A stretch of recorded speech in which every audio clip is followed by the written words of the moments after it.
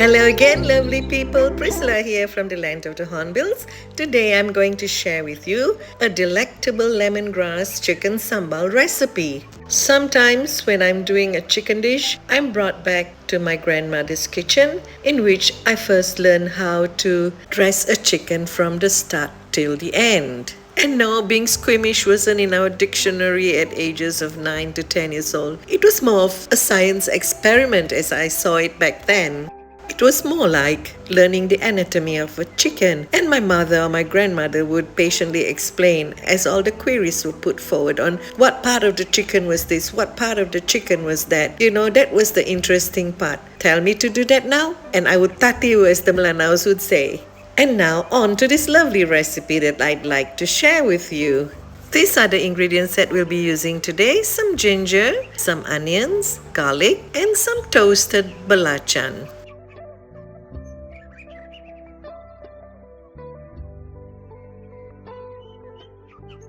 We would also be using turmeric, some brown sugar, and some salt, and also some chillies, lemongrass of course, and some calamansi lime, and some pan-toasted peanuts for garnishing.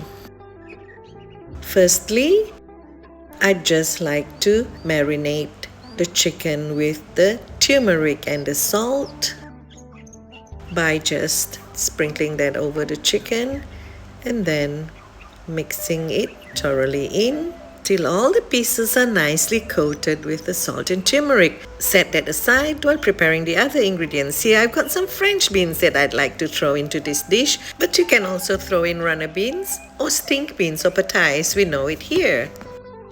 I'm just topping and tailing the beans, and then I'm just cutting it at a slant.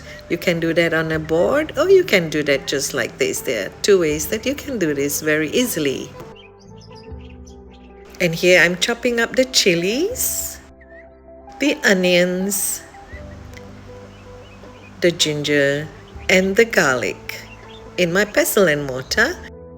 Just going to pound it very coarsely, and now I'm adding in the brown sugar and the belacan. And this is how I'd like it to be, very coarse, not fine at all. And I'm here chopping up the serai very finely, the soft part of the serai, and I'm keeping the woodier parts just to toss in to the pan later on. So now I'm frying up the chicken pieces first until they are half cooked.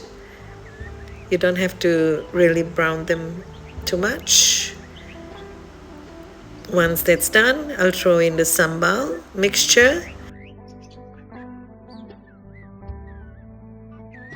I'm just letting the paste fry up till it gets really nice and fragrant.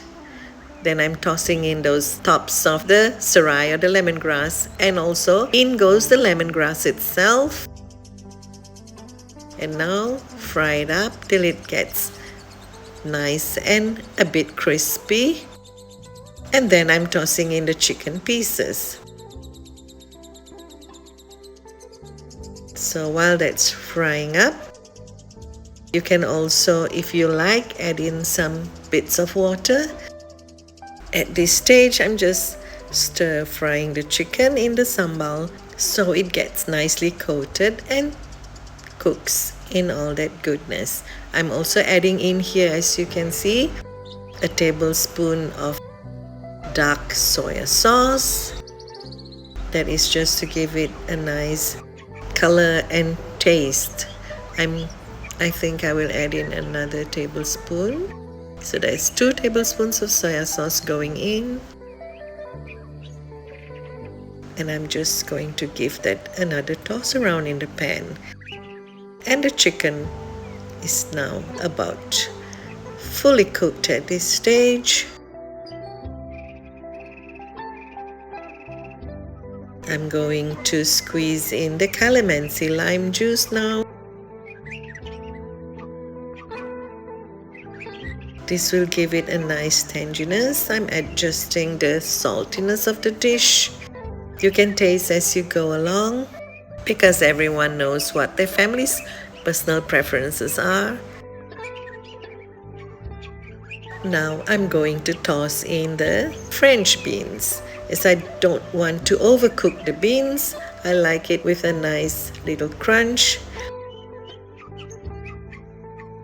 Just giving it a very quick toss up here for a couple of minutes till the beans are just cooked through.